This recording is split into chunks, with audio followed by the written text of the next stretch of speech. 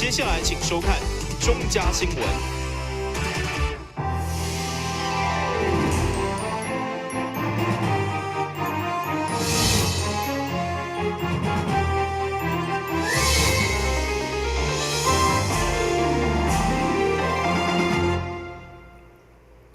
大家好，我是陈碧纯，欢迎收看8月29号礼拜二的中嘉台南地方新闻。芬普尼毒鸡卵事件爆发到今已经超过1礼拜，真侪民众对着鸡卵是毋是对人体有伤害，以及安怎买到安全的卵，有真侪疑问。所以议员林美燕下晡特别邀请市府农业局、甲卫生局联合说明，希望会当化解民众的疑虑。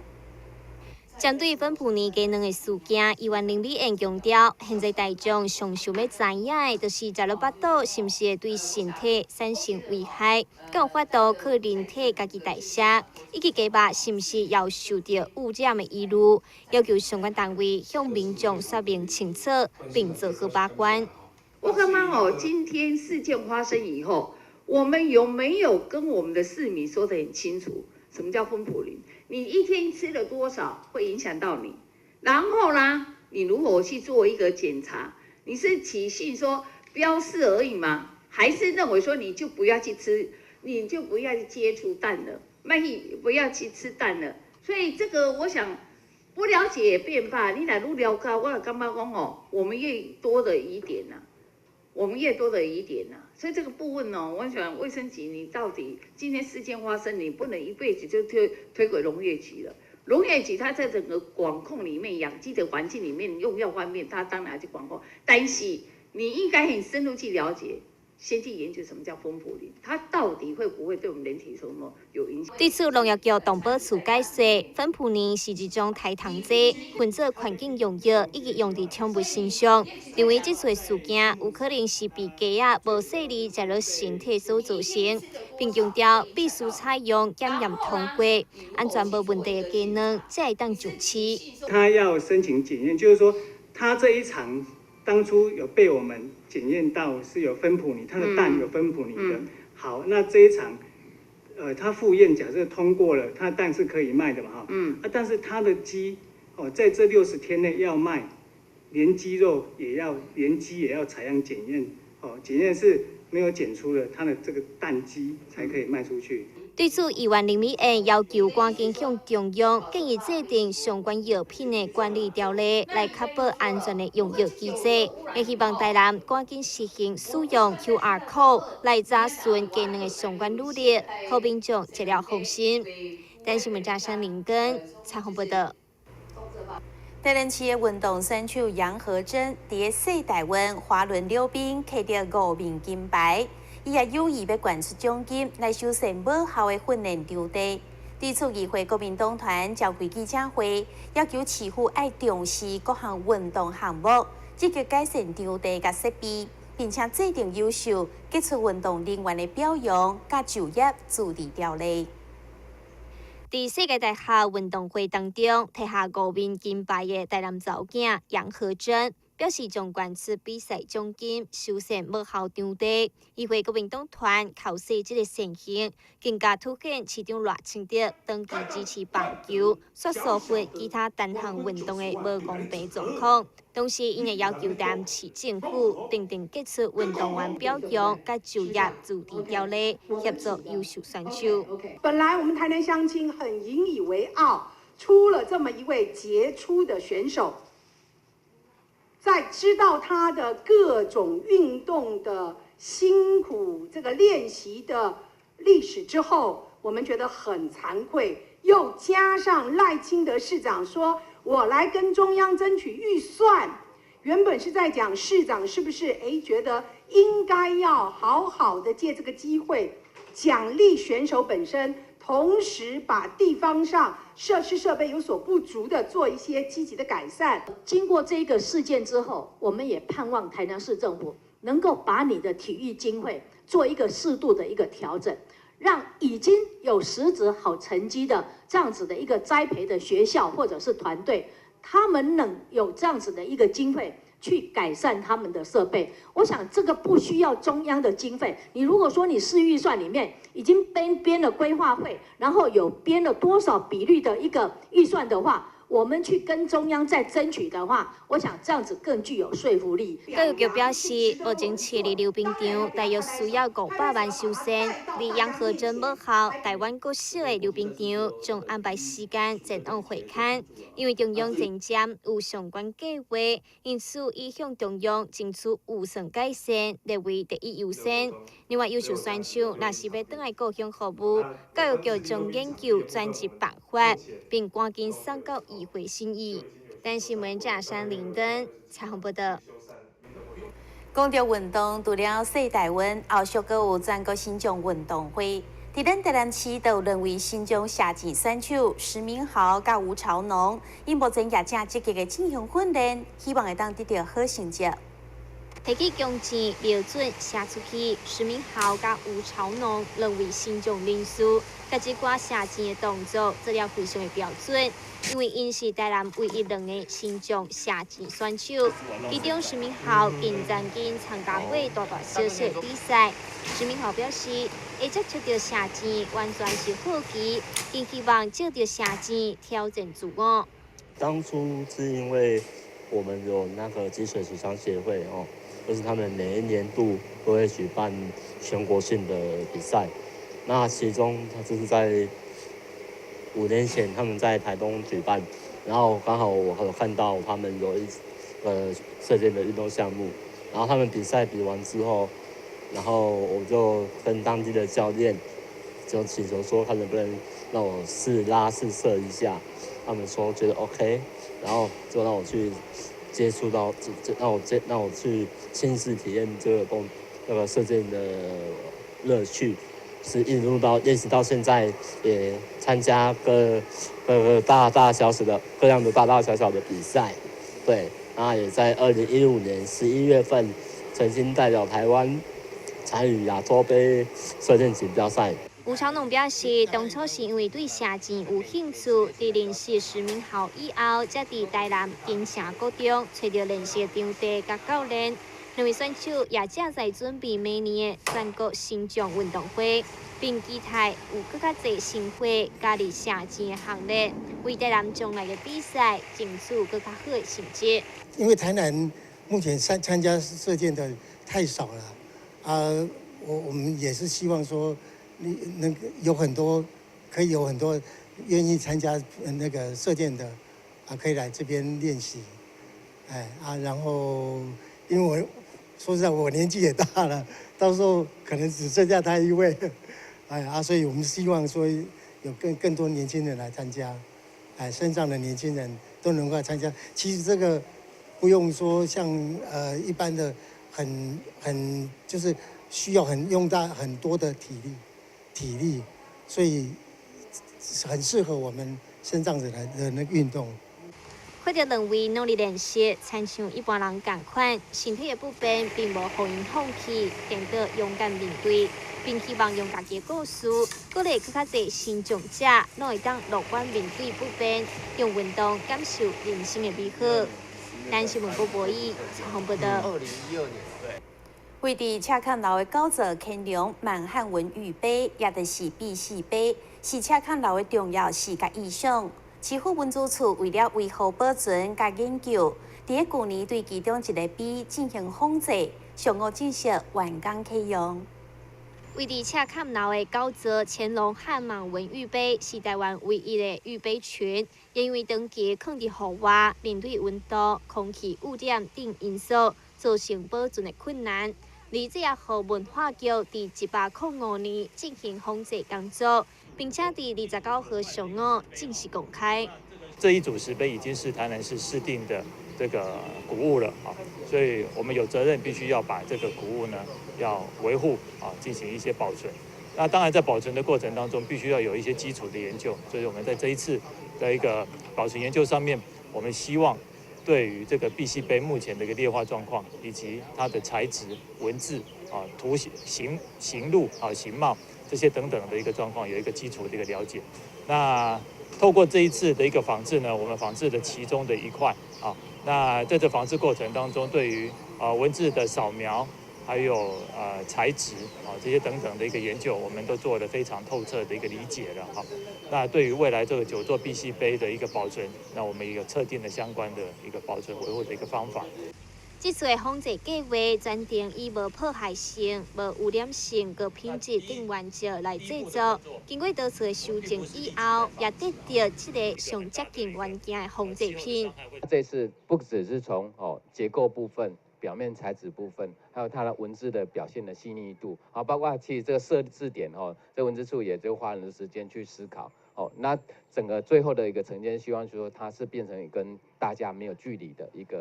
个文物的一个展示，然后让大家也比较清楚的看见它上面的文字。这个仿制品的碧玺杯，除了让民众会当近距离认识玉杯以外，这次研究成果更加会当作为未来召集文化保存的重要参考，甚至进一步运用在文创以及教育方面。但新闻郭博义采访报道。咱先休关节，马上回来新闻现场。消灭登革热，仔细清扫，立即做。饮水机水盘若有积水，要倒干净。花瓶旧水倒在土壤中，可以避免再次积水养蚊。花瓶底部、盆栽底盘要常常刷洗，避免蚊卵附着。不使用的水桶记得倒置晾干净。别忘了食蚊鱼也是消灭孑孓的小帮手哦。防治登革热，清干净、倒干净、刷干净、晾干净，大家一起来。打开一本书，每页在发亮，文字变鱼儿，游在大海洋，充满了。欢迎你和我一起来收看《非读不可》，台南爱读册。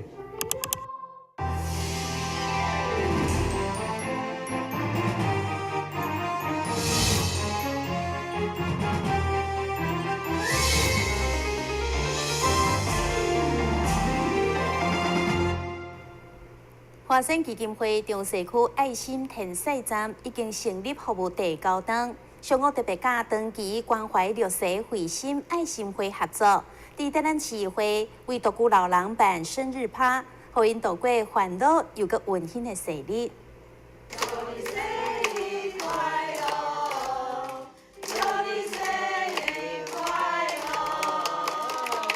由慧心爱心会甲华山基金会做伙为73岁当年无过生日的爷阿嬷，甲8、9月份生日的长辈庆生，替因愿望。这群由妇女朋友组成的慧心爱心会，一个人每个月固定省下100块的菜钱，资助60民众。这次特别甲长期关怀独居老人的华山基金会合作，做伙为老大人办生日趴，场面热闹佮温馨。阮最近有看到这个一直拢在关怀老人的这个华山基金会，那么他们现在有推出一个活动，就是咱过去长期家户拢领养囡仔，但是咱嘛知影讲台湾高龄化的这个社会已经来临嘛，所以华山推出领养老大人长辈这种活动啊，所以阮今仔日就和华山配合吧。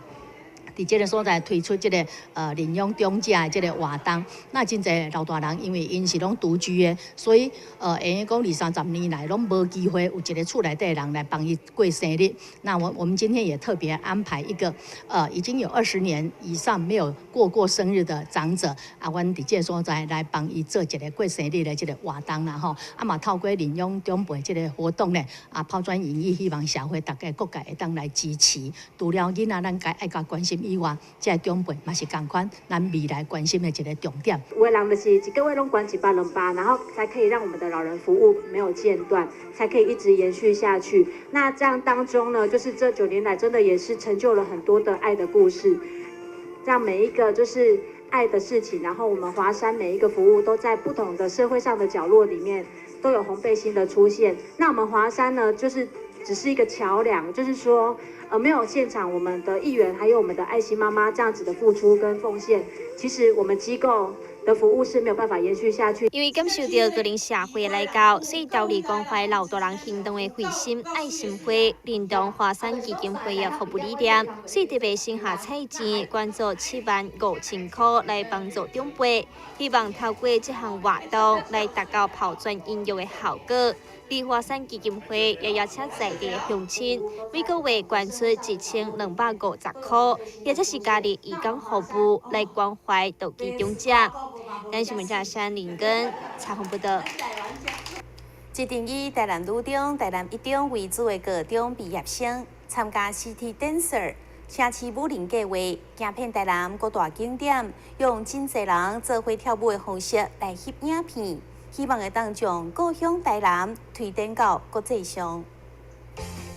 2011年，伫法国发起的 I Trust the World 计划，6年来吸引全球各地将近100个城市投入计划。每一个城市的舞者，拢希望透过舞蹈甲景点的结合，让全世界看到家己国家的美好。难得的是，这个计划大部分拢是由专业的舞团，也有大人来主导。不过，伫台南却是由着一群台南女中、台南一中的学生所组成的团体来主导计划内容，打破一般人对着第一志愿高中生只会晓读册印象。特别不一样的点是，这是一个第一个由高中生完成的世界计划。那我们想要透过计划的发表，让大家看到就是旧城区以外的台南。因为我们发现一个问题是，多数的观光客到台南旅游的时候都集中在旧城区。那我们希望透过男朋友女朋友这一个 slogan， 让大家看到就是重新认识台南，跟台南这一个老朋友再给他一次交朋友的机会。那所以我们在整个正片21个景点里面，就是很多原台南县的景点占了大部分。那或许各位在看影片的时候会不知道这是哪个景点，所以我们在I Chosen 台南的粉专上面会对每一个景点做更详细的介绍。现阵时来到台南的旅客，大部分拢集中伫个旧城区，所伫原台南县的真侪美景被疏忽。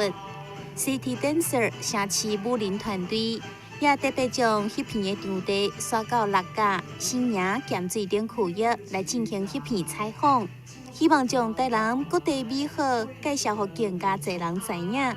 并且透过伫个脸书创立 I Trust 台南粉丝团。互观赏者伫看到台南美的同时，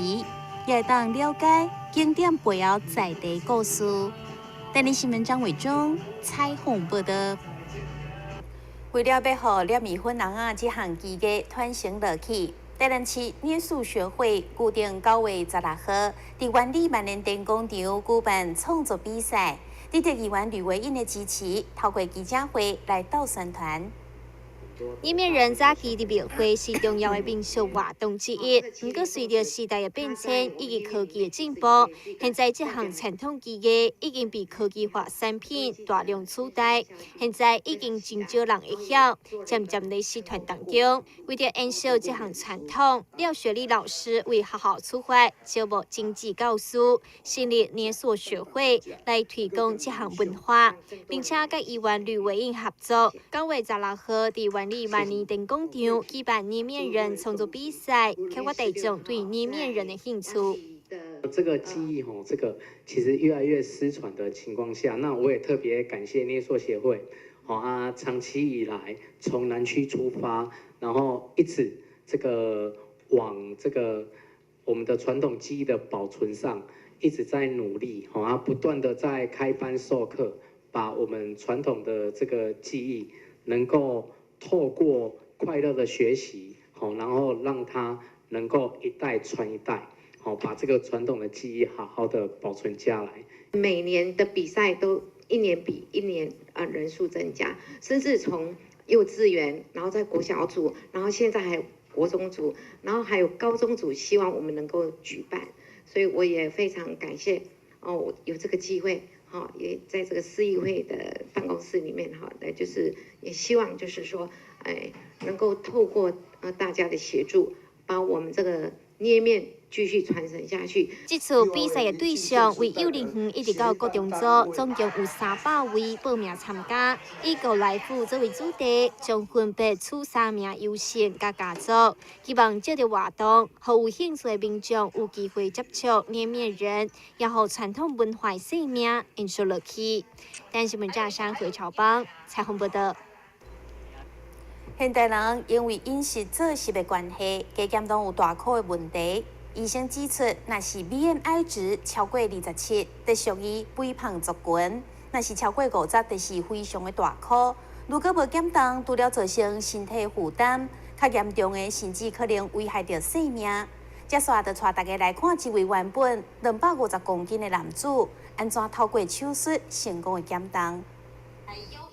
画面上，这位女先生体重曾经高达250公斤，后来经过减重手术，虽然有减少部分的体重，但是无偌久又搁肥回来。后来国际代谢形体医学中心院长黄志坤问诊了后，经过胃绕道手术，也有肠绕道手术2届减重手术，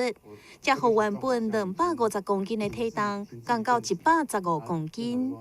他其实经历过2次手术，第一次手术大概在4年前，就是做的就是标准的胃绕道手术。他那时候的体重从250公斤降到了160公斤。那在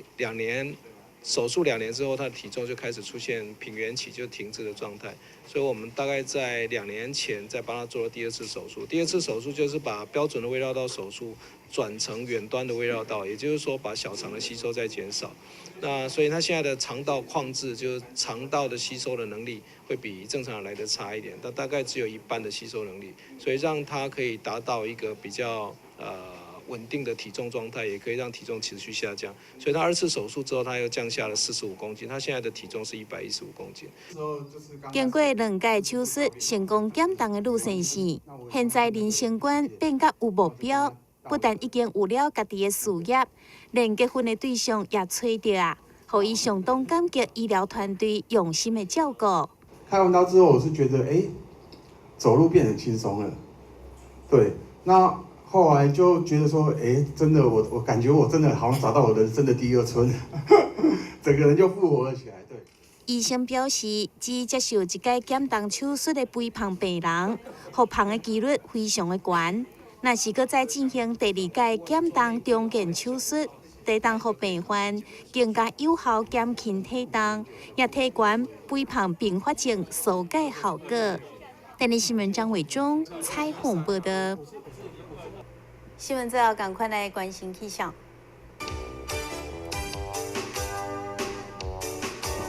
明仔载是好天，有时在云的天气，温度28度到33度，落雨几率有2成，海面平均风力4级到5级，上大阵风是6级。感谢你收看8月29号的中嘉台南电视新闻，我是陈碧泉，咱再会。